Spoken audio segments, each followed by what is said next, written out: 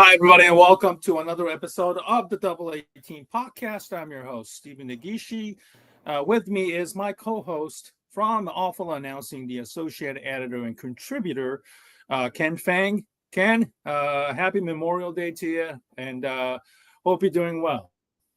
Good to be on with you again, Stephen. Glad we could be get together. I know we couldn't get together yesterday, but glad you're with us, and glad we could be together again today.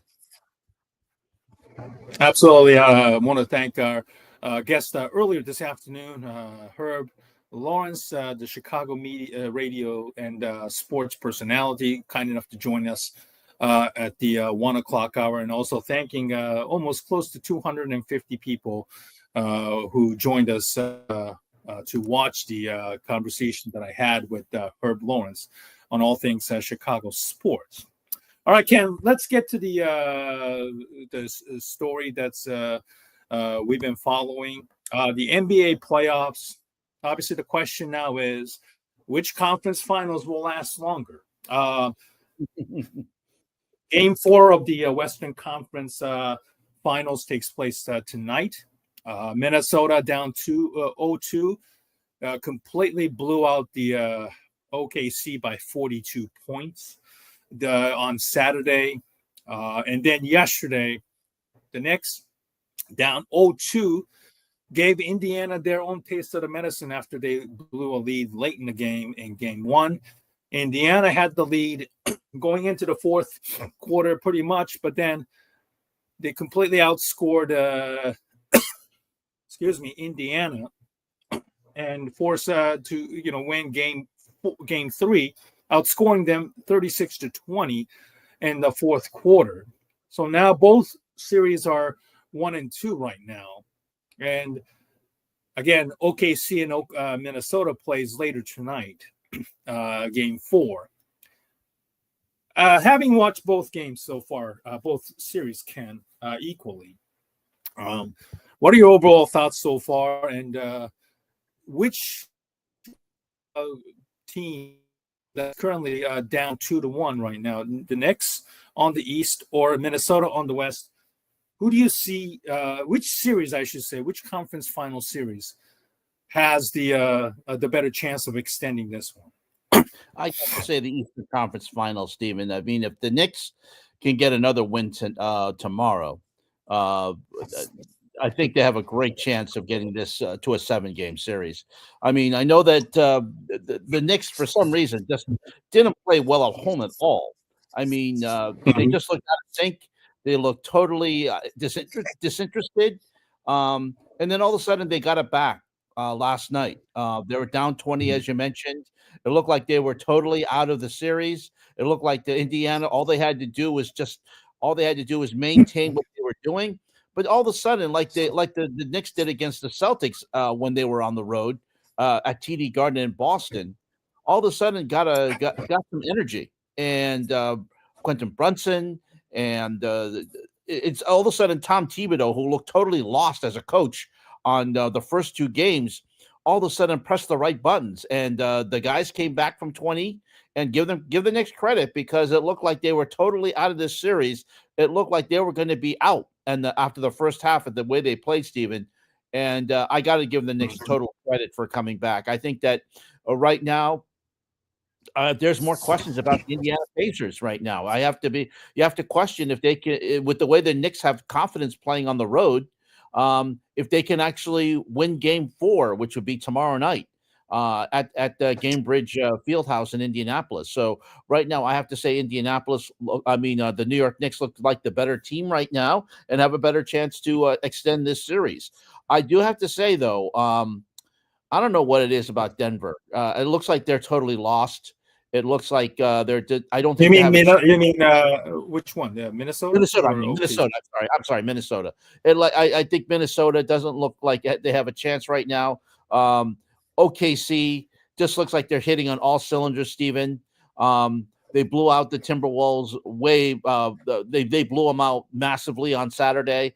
I don't see anything that could change on tonight and when they play Game 4 in OKC tonight. So so when they play the Game 4, so I really don't. I'm sorry, Steven. I got all of a sudden something came up. So all of a sudden, yeah, I'm going to have to say that Oklahoma City looking good to possibly close out this series in 5. Okay, so the game 3 in Minnesota, that 42-point loss is somewhat of an aberration to you. No, I think I think that Minnesota's going to have to get some pride. You know, they're going to have to get some pride for Game 4 tonight. But I have to say that I don't see Minnesota coming. I think they'll probably win tonight. But I think that Oklahoma City, they've shown they can play anywhere, Steven, on the road. So they're up 3-0. They could close out this series easily, but I think Minnesota will have some pride and extend it to a 5-game series. But I think the Knicks. I think I have to favor them on the road. I really do. I have to favor them. Even if Indiana goes up by 20 again tomorrow night, you have to have all confidence that the Knicks can come back and come back and even the series. That's how it is. That's the way it is. Both. It doesn't matter if you're up by 20 in this Eastern Conference Finals. That lead is not safe. It's like a 2-goal lead in hockey. No lead is safe right now. The 20-point lead in the NBA playoffs is not safe. Mm-hmm. Well, let's see what happens. I still feel that Minnesota and Oklahoma City will be a very close game tonight. At least I hope it will be a much closer game than what we witnessed on Saturday, because it was just it was over before halftime. And it was so uncharacteristic for excuse me. I apologize. I'm dealing there with a little bit of a cold. It was so uncharacteristic for Oklahoma City to fall behind and just didn't have the energy to fight back. Hopefully they show up with a better effort. They're going to have their hands full against Julius Randle and Anthony Edwards, SGA Shea Gilgeous-Alexander, the MVP. Certainly played poorly in Game 3, so hopefully he is extra motivated to put on a much better showing in Game 4. And I totally agree. I think the Eastern Conference has a better shot of extending this, whether it's 6 games or even 7 games, God forbid. I think yesterday's loss for Indiana, it was probably more about them, more so than the Knicks. It was just so wild to see them play this poorly, if you ask me. And kudos to the Knicks. I don't know how often can they keep up their rotation, which Thibodeau is known for playing very small rotation, which puts a lot of pressure on the starters and those who gets favorable minutes under his leadership. So you just hope that none of the players all of a sudden suffer any significant injuries because they're too taxed for playing so many minutes. It's going to be very, very interesting Game 4 tomorrow. If the Knicks win Game 4, then I think all bets are off, and I think Eastern Conference has a basically 0-0 start line once again, and I think the Knicks momentum could help them get to the finish line. I know the Knicks fan Knicks and 6, even after they fell 0-2. Maybe that dream do come true. So it will be very, very interesting to see how the Eastern Conference happens so far. Jay McGinnis, 2-1 in the series, Ken. I know you said 3-1, 3-0, something like that for the Western Conference. So it is 2-1. Thank you very much for that, Jay. All right, let's move on to the NHL. It looks as though the rematch is on the horizon again. This could have been applied to the previous question: which conference finals will last longer? It looks as though Carolina is on their last stand right now. I never expected Carolina to play this poorly. To be honest with you, Ken, Dallas got bombarded and lost 6-1 in Game 3, which obviously does not leave many Dallas fans feel confident after they won game one from down 3-1 to win 6-3. And then the last three games, they've been outscored 9-1, if I'm not mistaken, Ken. Yeah. Is this another year of rematch between Edmonton and Florida, in your opinion? Yeah, it's looking that way right now. I mean, Dallas has only played one good period in this series in the Western Conference Finals, Stephen. And that was the third period, as you mentioned. And they were down 3-1 in the in game one. Yes, game one. And they scored 3 straight goals basically to win the game. And we were thinking, okay, maybe Dallas has a shot here, but Edmonton is dominated. I mean, you've got a team that is really motivated. You've got Connor McDavid, you've got Nugent Hopkins, you've got Skinner in goal, who's standing tall right now. He's out playing Ottinger in goal. I have to say right now that Edmonton, unless they have a colossal collapse, is going to take this series. I have a feeling that they're going to take. They just blew out Dallas yesterday. It was a 6-1 game, if I'm not mistaken, Steve. It was over. It was almost open from the opening faceoff. So, and they're going to play game 4 tomorrow night in Edmonton. I really don't have any confidence that Dallas. I mean, Dallas could turn it on. Dallas could have a better effort tomorrow, but right now, Edmonton is showing. Right now, they're the superior team in the Western Conference. We saw I thought Winnipeg was going to take was going to win their series, in the semifinals, but Dallas was able to take it. I have to say that Edmonton is right now looking like the best team in the Western Conference right now. Yeah, Dallas cut the lead to 2-1 in the second period, and then Edmonton scored a goal with less than 20 seconds left in the second period, and I think that really demoralized the team, Dallas. That is, and from there they just were complete. Yeah, it just never recovered from that. Unfortunately, Rupe Hintz, one of their start players, one of the several Finnish players who is on that roster, was hurt in game 2 and looked ineffective there. Ottinger has given up a lot of goals, 12 goals in 3 games so far. That's somewhat uncharacteristic of him, unfortunately. So Ottinger really needs to have a real good game tomorrow night to give Dallas any shot of staying in this series, because right now I do agree Edmonton looks like they are a far superior team on paper, and then so far in the series as well. So Dallas has their works cut out for them tomorrow night, game 4. Carolina, I know this was somewhat seen last year, and I think it was in a similar position. They kind of fought back as well, rather than getting swept by Florida. This is a very interesting time for Carolina. This is the team that's have been on the cusp of trying to, get past in the Eastern Conference, but so far they have not been able to do that. And for Florida, they got some key free agents at the end of this year. Sam Bennett, Andrew Marchand, who they acquired from Boston, and a host of others. So this is probably their last stand for Florida, for Marchand and Sam Bennett to win the title.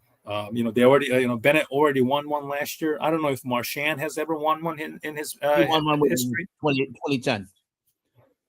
Okay, so he's already won one before with Boston. Yeah, he's won with Boston.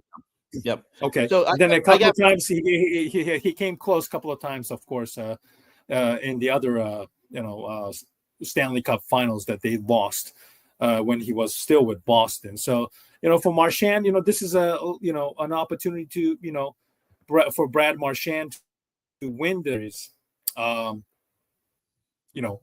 think this is probably the last time you're going to see Florida Panthers, holdovers, stay with the team. Again, Sam Bennett's a big free agent. He's going to command some huge interest out on the, on the market.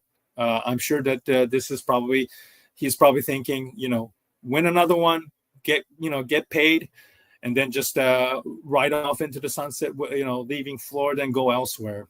This is his probably last stand right now. I think that Florida has a chance to really finish this series with Carolina tonight. It's pretty much over.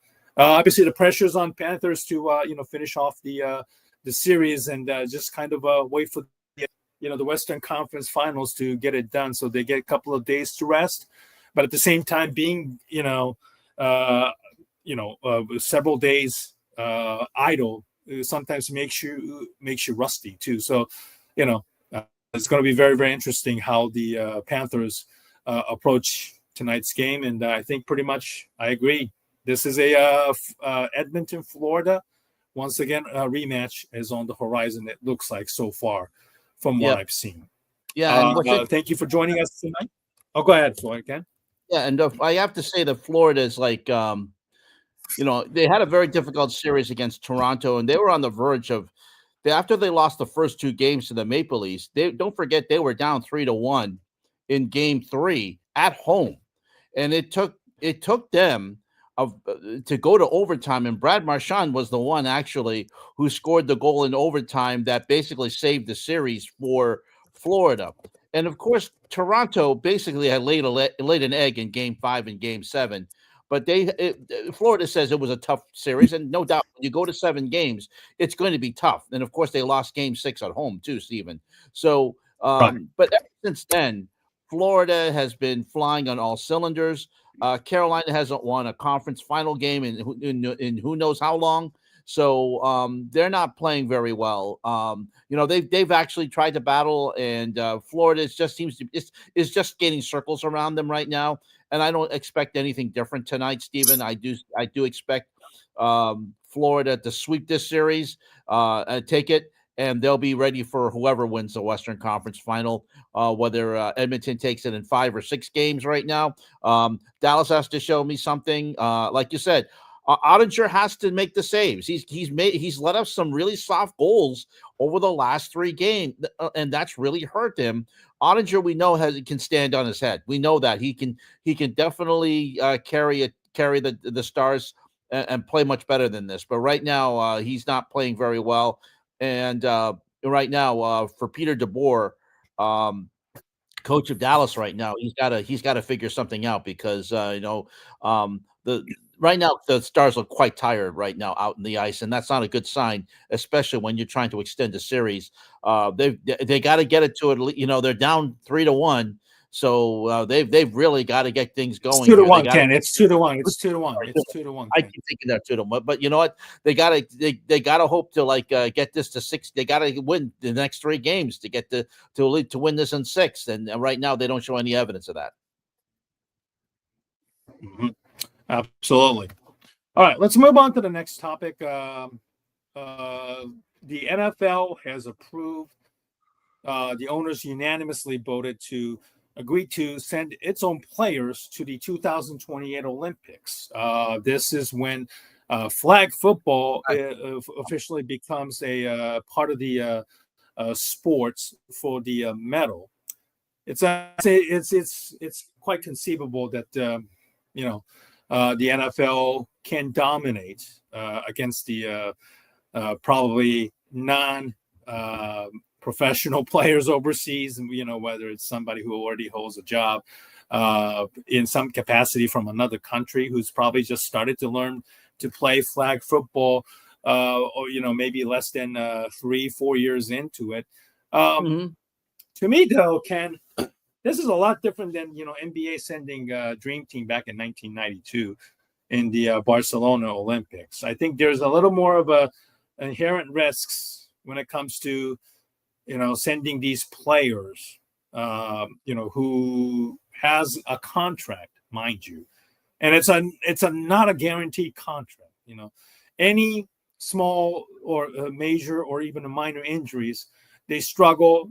We've seen a lot of players get released in the off season to avoid the salary cap hits in the past, and I don't think it's a real great idea, in my opinion. What is your feeling in this decision and NFL trying to expand its reach global? Well, it's not like they're going to have full contact out there. It is flag football. Now we do remember back in the Pro Bowl, back in the day, they played a beach game, a beach football game, and one of the Patriots running backs got really badly hurt. I forget who. It's Robert Edwards. Yeah, right. In conversation. And he twisted his knee. And he basically never played again. I think there's going to be a little bit more safeguards this time around. I also think that some of the players who have ethnic heritage, like in Samoa or playing in Australia, or who are coming over, international players, I think they're going to allow them to disperse and play for the countries that they originally born or originally have the heritage with, or maybe have dual citizenship. So I think that there'll be more safeguards. I think this is a good idea. I think it's going to be fun to see some NFL players. You're going to mostly see wide receivers there. You're not going to be receiving. Is someone like a Sam Darnold? Is someone like an Aaron Rodgers? Maybe Aaron Rodgers. Who knows about Aaron Rodgers? But are we going to see the $1 million quarterbacks playing there? No, we're not going to be seeing that. But I would see the fringe players. I don't think you're going to be seeing guys who have guaranteed contracts playing out there. I think you're going to be seeing second and third stringers out there, Stephen. And I think that's probably fine. And I think that, like I said, there'll probably be more safeguards than there were for the Pro Bowl beach football game that they had. So I think we're going to see I think it's a good idea. And you want to expand the reach of this. And I think it's a 1-year experiment. This is flag football. It's going to be an experimental situation. The Olympics committee is going to see how popular this is. I'm sure the NFL is going to try and make sure that this is a permanent thing. But I think it's going to be fun. I think it's going to be interesting to see how they approach this. And of course, the NFL is leading this. They've been wanting to get involved in the Olympics ever since Roger Goodell has become commissioner. So I'm interested to see how this happens. But like I said, I don't think you're going to see superstars out there. I don't think you're going to be seeing, the first. You're going to see the A receivers and major quarterbacks out there. I think you're going to be seeing the guys who are playing in the Arena League, guys who are trying.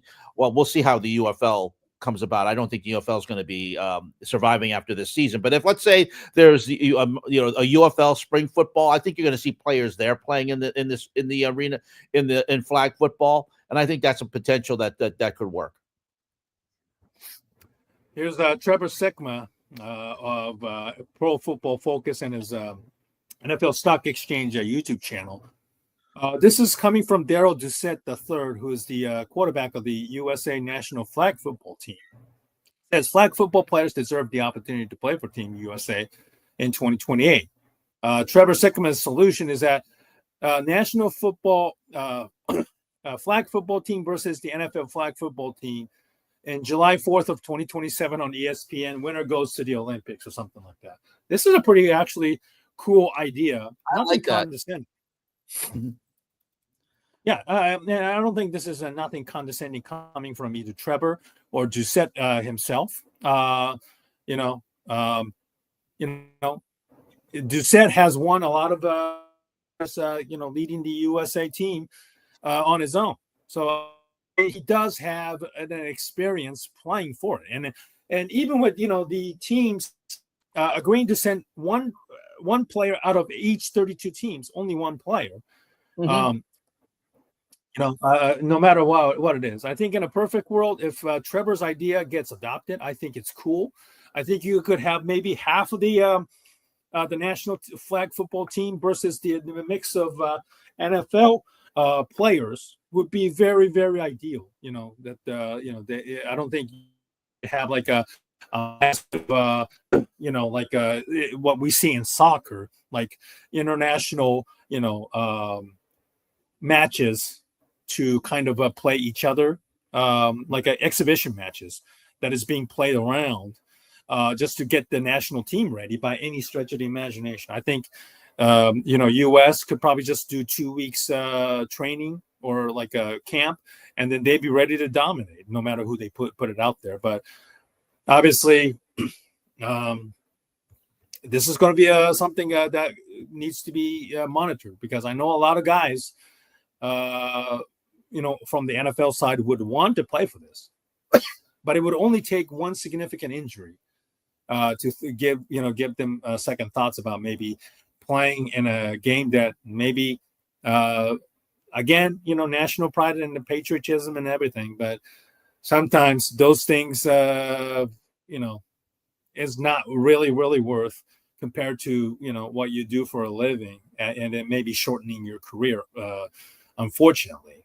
So Right. I'll be very curious to see what kind of influence NFL has on this roster selection, and perhaps the ruling, and then, the kind of surface it's going to be played, the rotation, players coming in and out, the size of the roster, etc. I'm very curious to see, what kind of the rules are going to be in place for the flag football team, with far-reaching influence from the NFL and Roger Goodell moving forward.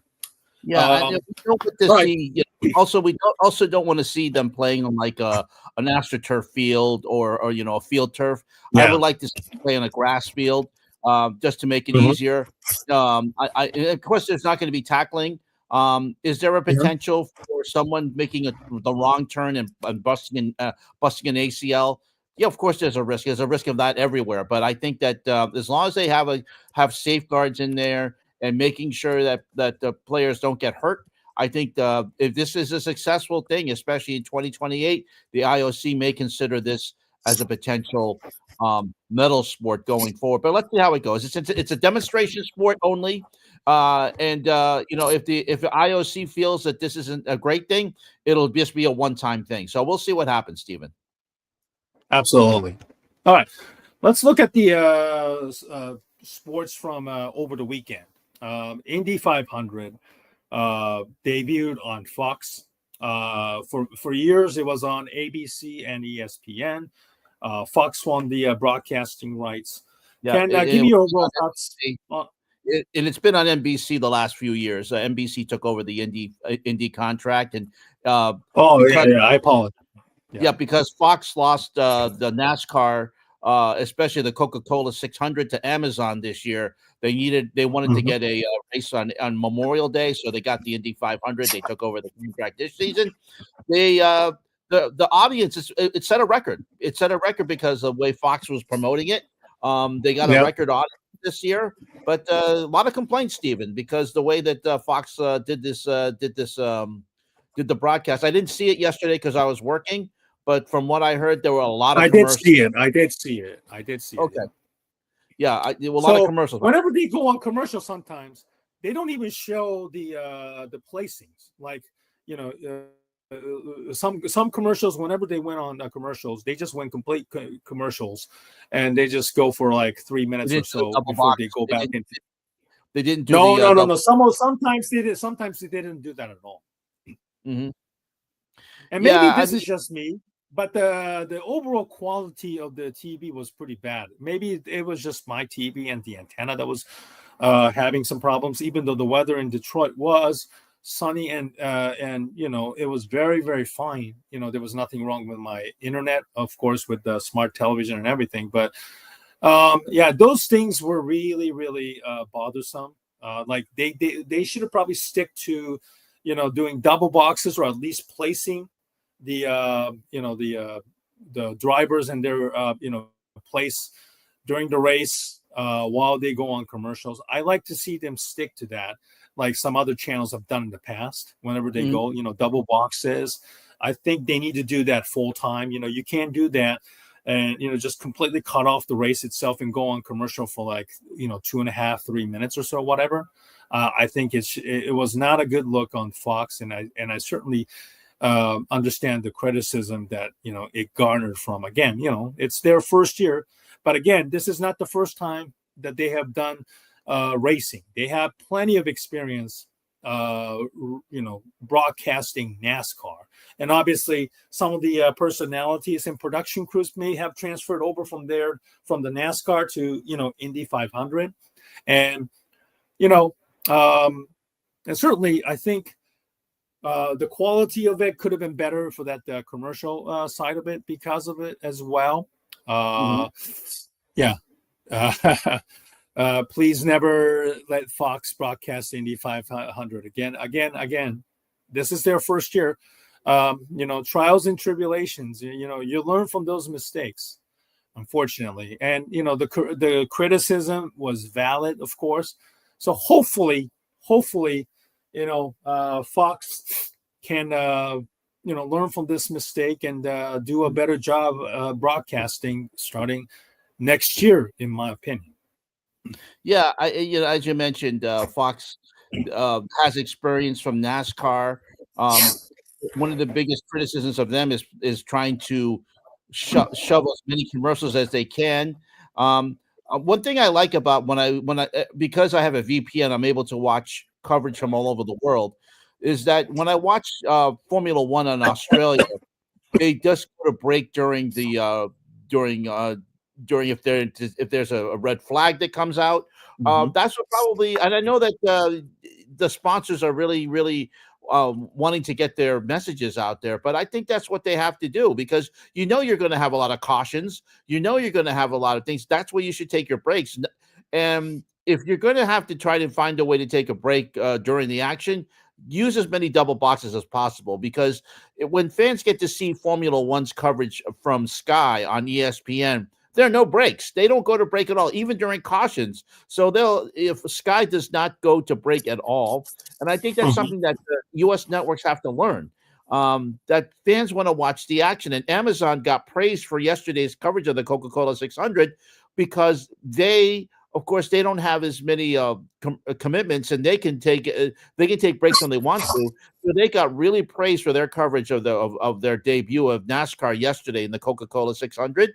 So I think that's something that the networks are going to have to learn about, Steven. Especially Fox, because as you mentioned, they have experience in this. It's not their first time carrying a race. They've done.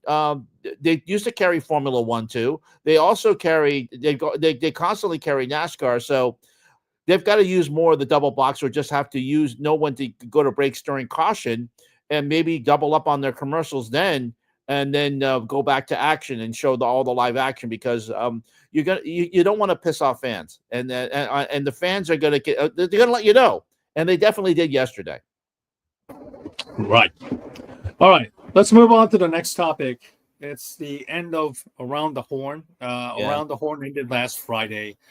You and I have, of course, seen our share of the shows. My first rodeo with Around the Horn was back in 2002 or 3 when I was studying sports management master's program at George Washington University in the D.C. area.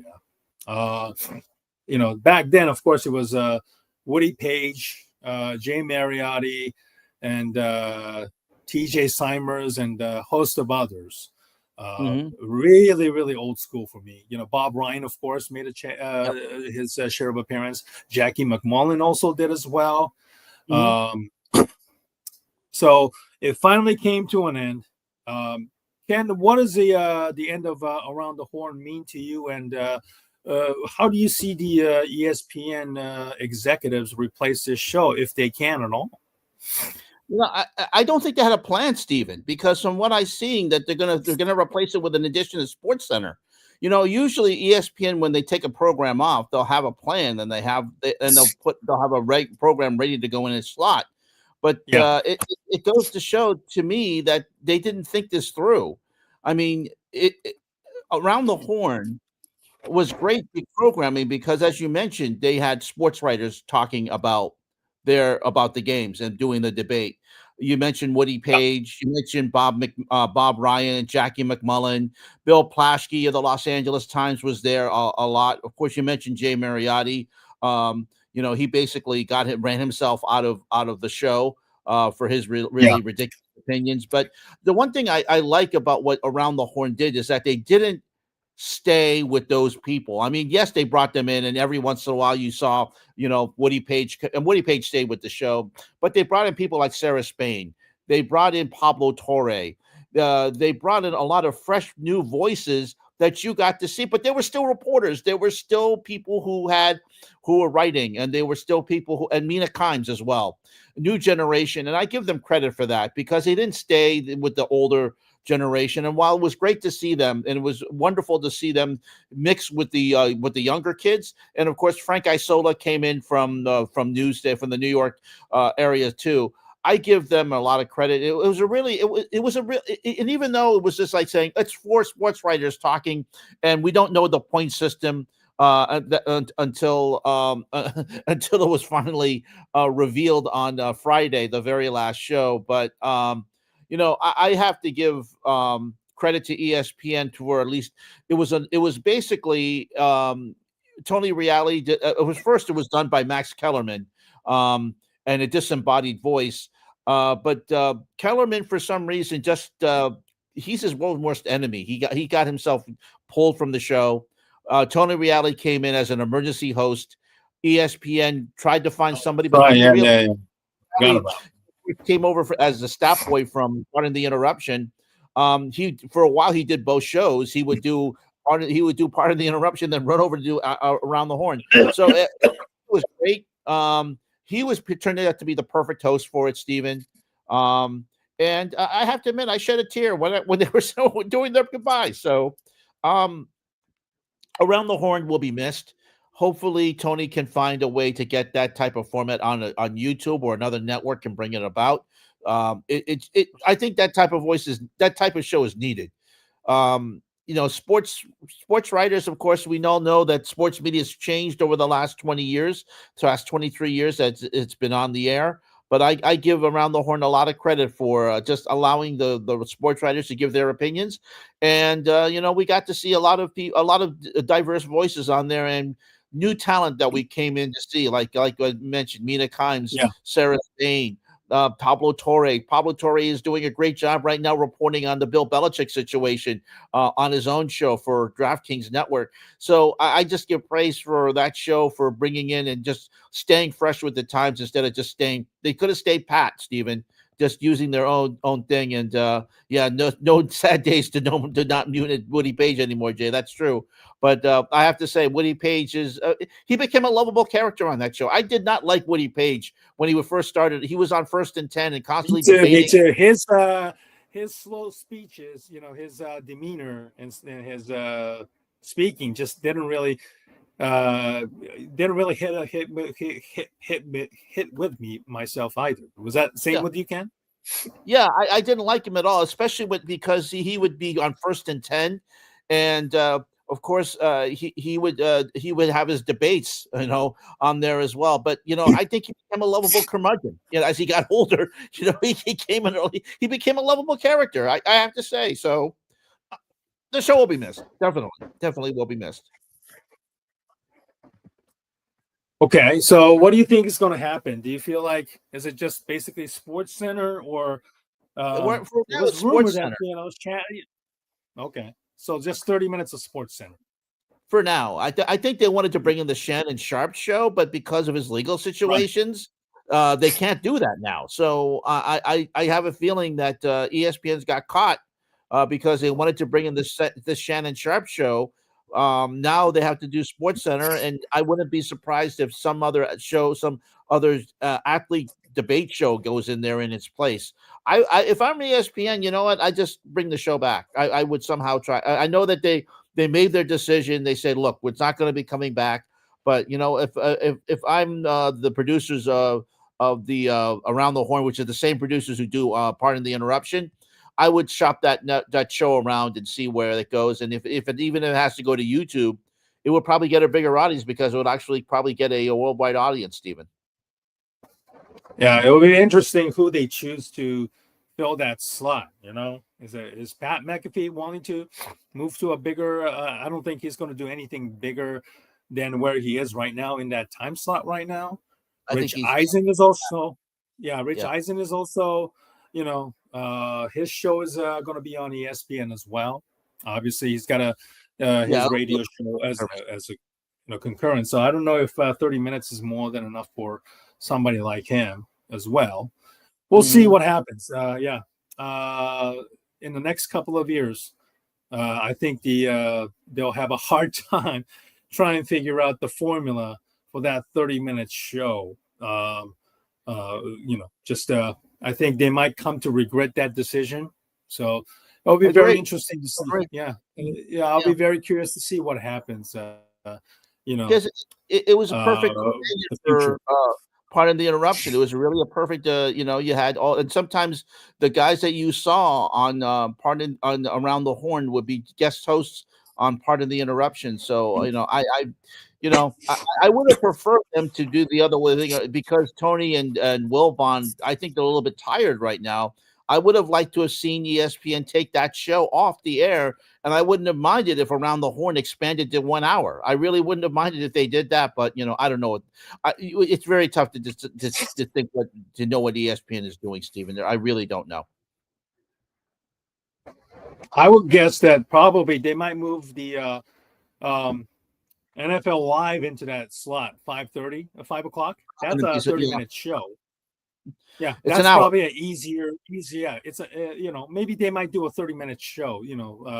It's just maybe shorten it to 30 minutes to kill time. So Well, 4:30 to 5:30, or maybe 5:30. Who knows? Maybe or maybe that expand to might be 90 more minutes. than enough. Yeah, I could see them expanding to 90 minutes because the NFL is, and not only that, they get favor with the NFL and can continue to work with them. So who knows? Or maybe they, because if ESPN ever does get the NFL Network, maybe they'll put something from the NFL Network on there. Who knows? Yeah, that might be the way to go for sure. To kill more time. Get more Yeah. NFL content. That would be probably more than enough for the fans to keep their interest and attention span a little bit long. All right, Ken, it's our time. Our final word segment. You get the first div here.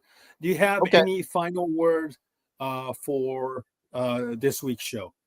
Yeah, I'll have to say that yesterday was the end of an era in the UK. Gary Lineker hosted his very last Match of the Day show on BBC. He was given a big tribute. It was already announced that this was going to be his last season hosting the show, but then he would be hosting the World Cup coverage next season. However, because of situations that he has been making talk about Gaza and the Middle East situation, his comments on Gaza and about Palestine got him into trouble. So he basically was told that was going to be it. He was not going to host the BBC's coverage for the World Cup next year in the United States. So they gave him a big tribute yesterday. Gary Lineker, who has hosted the show for 25 years. Of course, he was a great player for England. Also played in the Premier League. Actually, not the Premier League. He predated the Premier League, but he played in England. He played in the Championship and also played for Barcelona. His very first game for Barcelona in El Clasico, he scored a hat trick. I mean, that's certainly a great way to bring you into good graces with your team. Is your first El Clasico, you give a hat trick. Gary Lineker, of course, for a generation, he's known more as a presenter, but he was a great player too. So he was given an 11-minute tribute yesterday. There was not a dry eye. His co-hosts in Alan Shearer and Micah Richards. Of course, Micah Richards is well known here for UEFA Champions League coverage on CBS. They both gave him presents to leave off the air. But Gary Lineker, end of an era. He will no longer be on television in the UK. He will not be no longer hosting the Match of the Day and will not be on BBC Sport anymore. But kudos to him. Unfortunately, he couldn't call his own shot.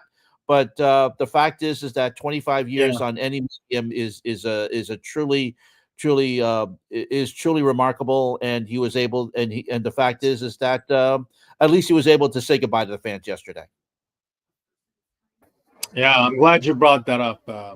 For him to get kind of the short end of the stick for speaking out on what's happening in Palestine. Yeah, unfortunately, it has costed his career. Hopefully, he'll land somewhere. sure that he'll be just fine. He's got enough followers, who has followed him not just from a playing days, but also has made some new ones as the host. He might start his own YouTube channel or whatnot. Who knows? Maybe now that he's no longer tied to the BBC, he's obviously freely going to talk about a lot of stuff. Maybe who knows? But excuse me. I give credit, and I also give a lot of respect for somebody like Lineker to speak out. Whether it's right or wrong.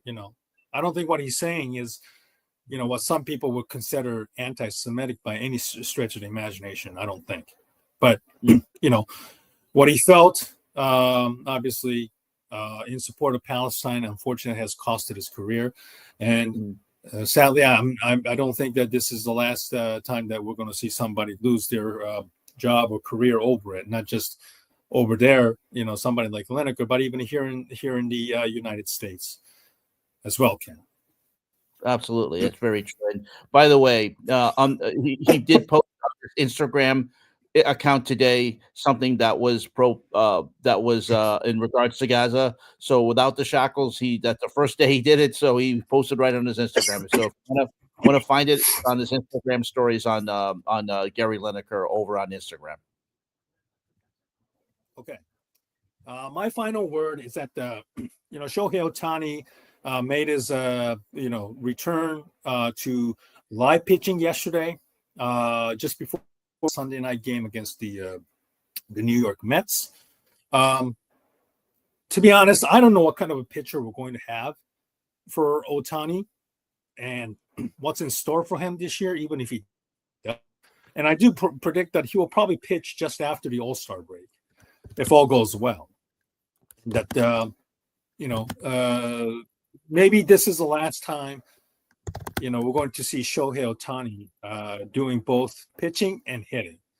So whatever, how many years left for him, I'll be very, very curious to see what Shohei Ohtani, the pitcher, will do this year, because I think we've kind of accustomed to seeing him just how great of a hitter he is, so far, including this year. He's hit the 19th home run earlier this afternoon in Cleveland.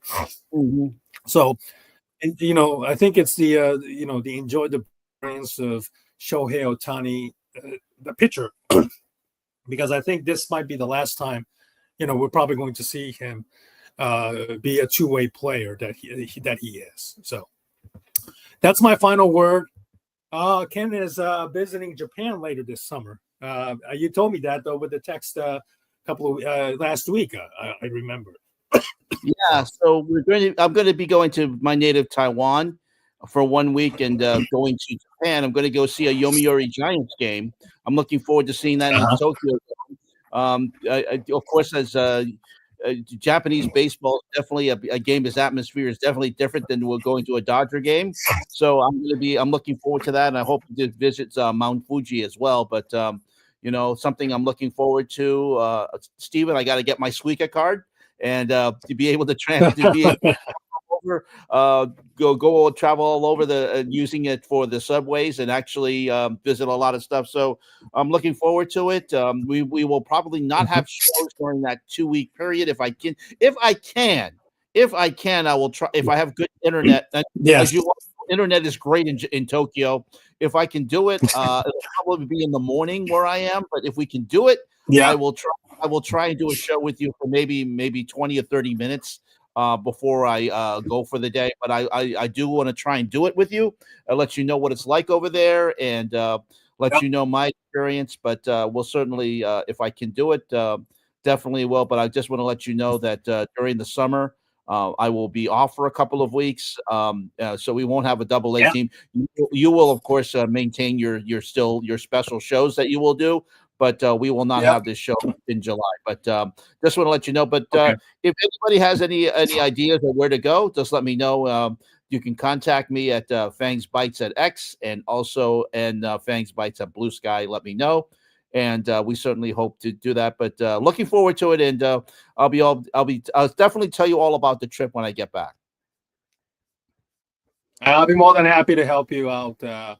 Wherever you're heading, and places to visit, places to eat, and so forth. So, I hope you have a wonderful summer. That's still sometime in July, of course. So, Yeah, is that right? yeah, Sometime in July? yeah, absolutely, Okay. yes. It'll be in July. Yeah, we're actually going to go to a game in the Tokyo Dome. I don't know which game we're going to see, but we're definitely also going to be in the Shibuya area, and also we're going to go to. So looking forward to that. We're going to go to Mount Fuji and also see some sumo. So I know that's going to be fun to watch as well, Stephen. You're going to do all of that. Yeah. The tourist stuff. Yeah. Yes, absolutely. So glad to hear that. I'm hoping that, I get to go to Japan, maybe not the same time as you are, but perhaps maybe, later in the summer if all goes well. So, well, folks, that's the end of our show. Thank you very much for 175 people who joined us on this Memorial Day weekend. It's easy to take things for granted, especially in this day and age, about the freedom and everything that we live. I have friends who are in the military, active, and also those who served, former active military members who are very good friends of mine, and I cannot thank them for their sacrifices and the years of service that they have given to us. And, absolutely. I hope everybody's enjoying. Yeah. And I hope you're all enjoying your Memorial Day weekend, wherever you are, whatever you're doing. Maybe you've already finished grilling, or maybe you're about to do some right now. So we'll see you next time on this Double A Team podcast. We'll let you know via the X on both of our channels. Till then, once again, enjoy your Memorial Day holiday, and we'll see you next time on the Double A Team podcast live stream. Good night, everybody. Good night.